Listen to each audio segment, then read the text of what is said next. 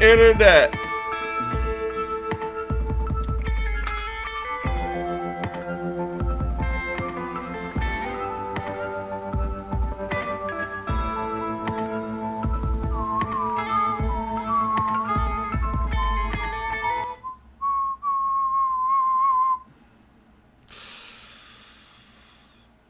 Things have changed.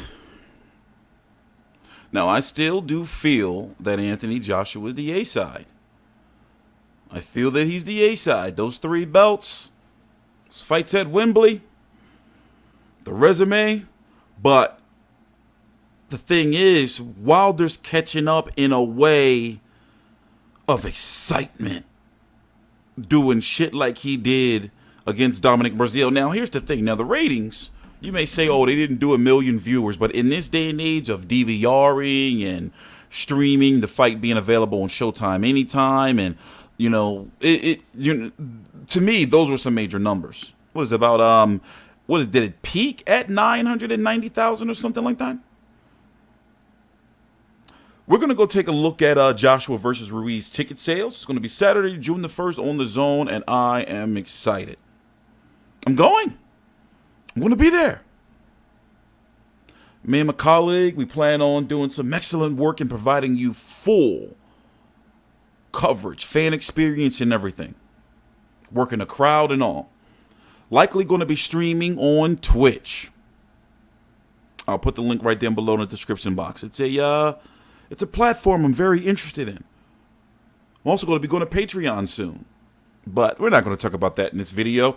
We're going to talk about the fights. The heavyweight division, the rumors. When will we see Joshua versus Wilder? Because that's what it is. No more, no less. It is not Wilder versus Joshua, in my opinion. In my opinion, am I allowed to give my opinion here in the United States of America Memorial Day weekend? 5:59 p.m. Eastern Standard Time, Friday, May the 24th, 2019. I've been covering boxing on YouTube a long time. I've seen them come and I've seen them go.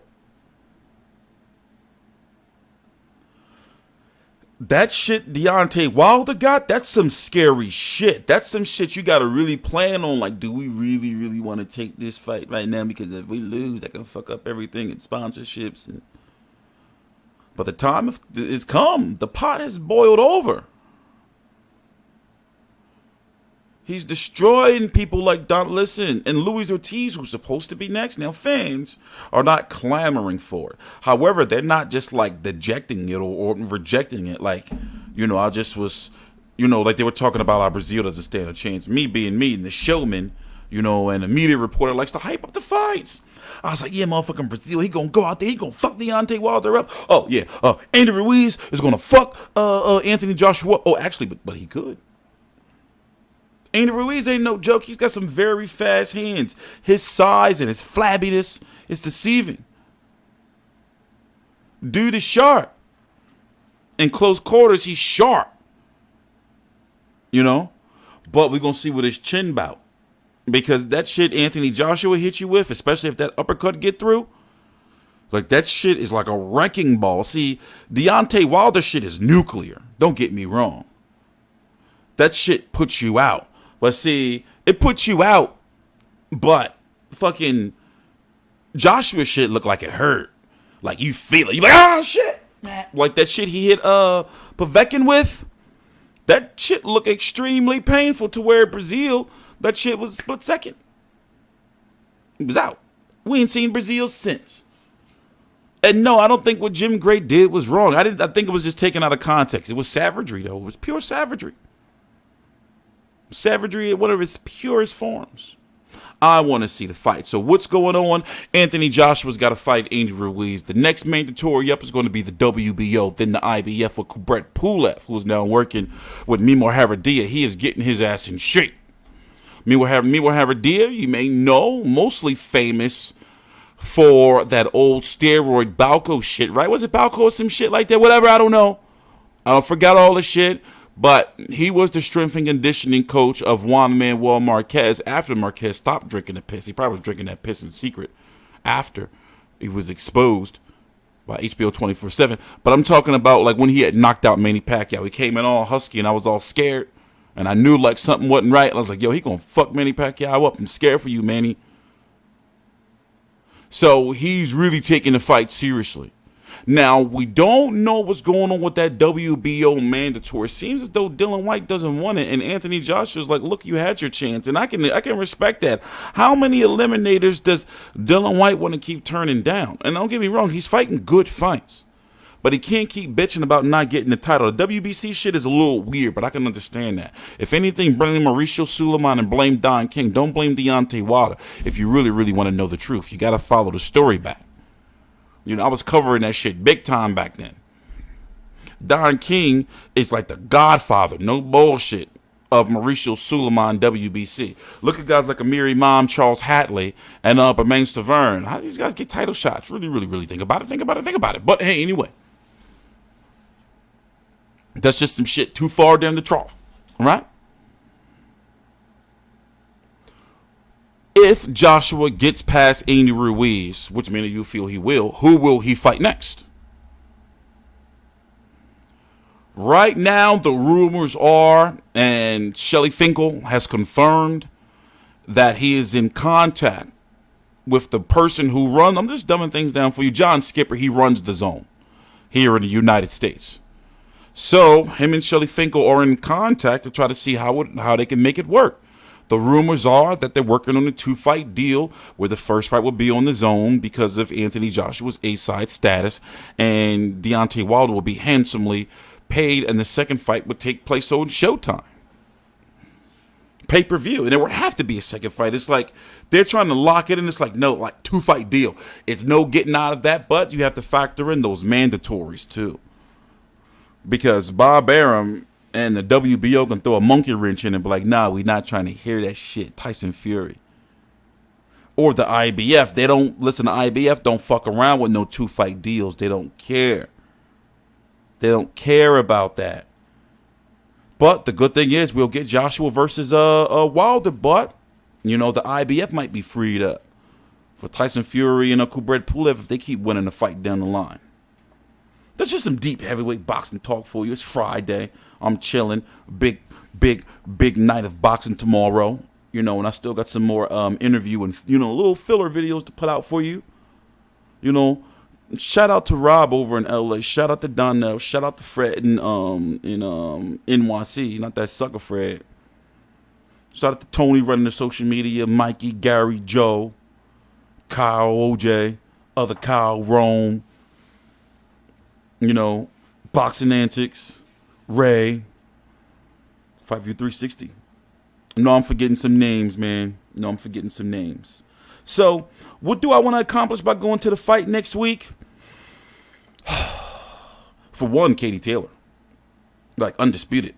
You know, and I want to talk to Delfine Persoon. I haven't decided what days I'm going out there yet, but we're going to figure it out. So, just blessings. Shout out to the zone and thank you to Matchroom. We got 2 credentials. So this is the first time that I'm actually using, like, you know, 2 credentials so we can do it right. Because covering all that shit and trying to do it right, you know, it'd be rough. And y'all know me. I'm not really into, like, I'm not like a starstruck type dude.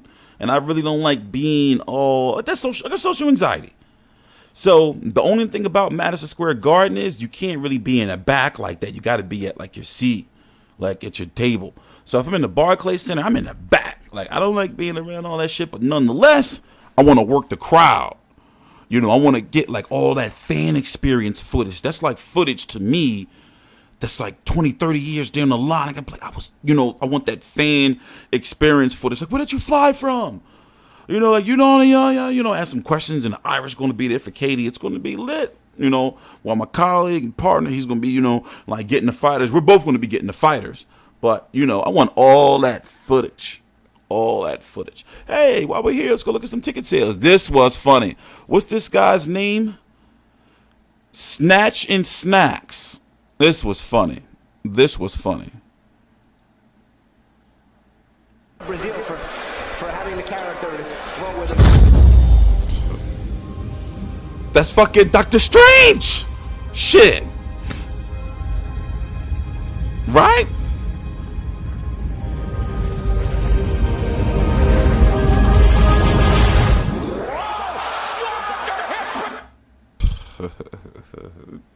The internet, man. The internet. Oh, let's go talk about the undercard.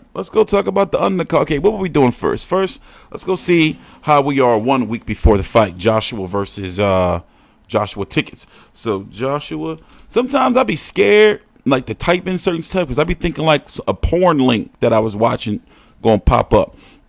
Like if I type in like one letter, it might be like, double busted BBW. Ebony BBW. Let's see. But I look at all my porn on my incognito tab.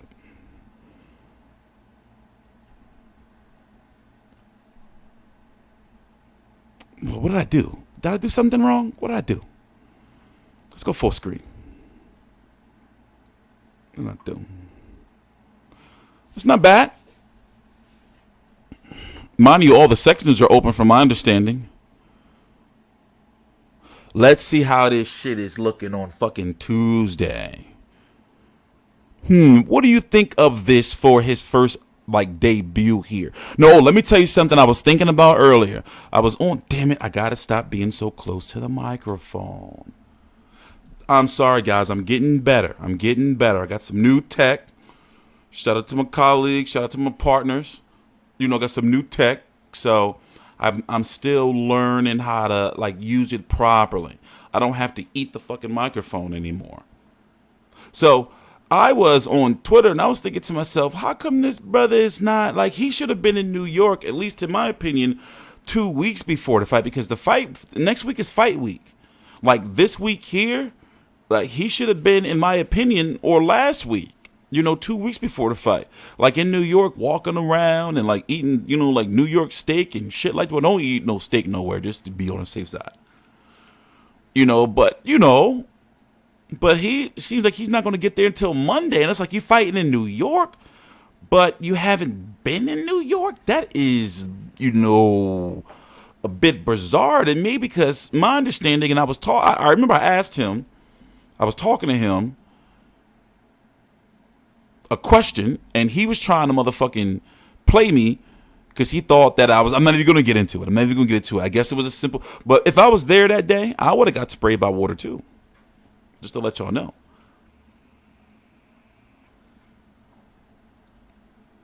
My bad. It's my CBD oil.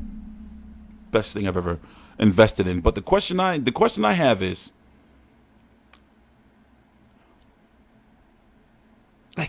he's coming to the United States to fight. Okay, I can understand if it's Vegas.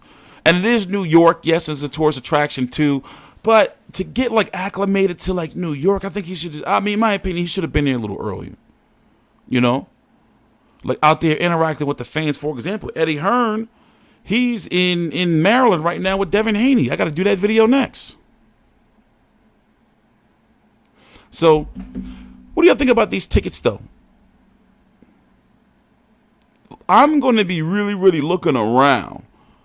I'm kind of torn, because I've seen a lot of tickets go, and how many are getting their tickets now this week or this weekend coming up? And listen, we got our plane tickets, but let's get our fucking, we're just going out there. We'll see. Let's see what the highest tickets are. The best seats are $5,000. And where is these $5,000 seats at? I don't know. I don't know about those ticket prices, man. Let's go check out the undercard. You got Callum Smith versus Hassan N'Dam. I really wanted Golovkin versus N'Dam, but I like this fight for Callum Smith. It's a credible fight, especially on this type of short-ish notice. That's a good pull right there. So you got Anthony Joshua, Andy Ruiz, Callum Smith versus Hassan N'Dam, Chris Algieri versus Tommy Coyle, Katie Taylor versus Delfine Persoon, Josh Taylor versus Ray Robinson, Joshua Buatsi versus Marco Antonio Parabon, Austin Williams versus Cordet. This is some shit right here. It's not this some shit. The money is spread out. This some shit right here. This is some good shit. Obviously, we're going to be talking a whole lot about this card next week. And I already know. By next Sunday, I'm going to be fucking exhausted. I already know. But blessed. I'm going to be happy to be there. And once again, I got to stop eating. I got to stay away from the microphone. I'm TstreeT Controversy. This is TstreeT Controversy Live with FightView360.com. Please subscribe.